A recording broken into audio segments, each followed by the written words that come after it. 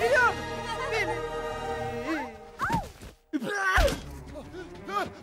Hey, nereye gittiğini sanıyorsun? Sadece birkaç güvercin. İşinin başına dön. Yolu göster Mavili. İsmim bu. Evet, bana Mavili dedin. Evet, ben Maviliyim. Ne? Ha, evet. Mavi tüylü kuşlar. Birbirlerine destek olmalılar.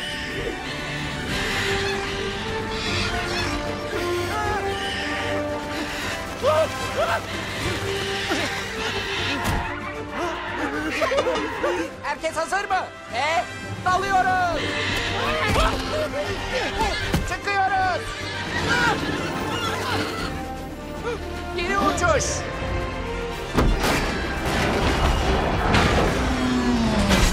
Yaşıyorum.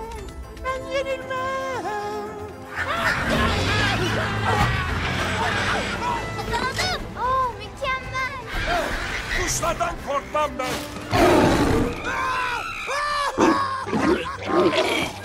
Saldırın. İşte Amazon'dan mutlusun. Tamam, bırakın. Ay.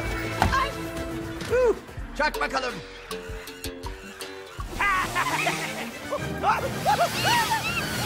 Neden?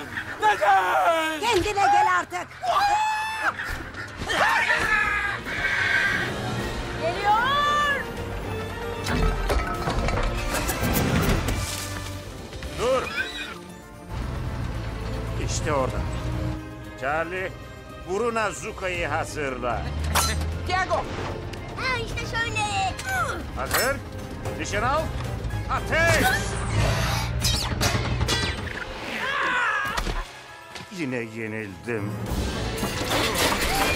Aferin Tiago. Bizim takımız baba. Hey ihtiyar Edi. Felipe. Bu partiyi kaçıracağımı mı sandın? Oyun başlasın. Hey, geri dön. Korkaksın.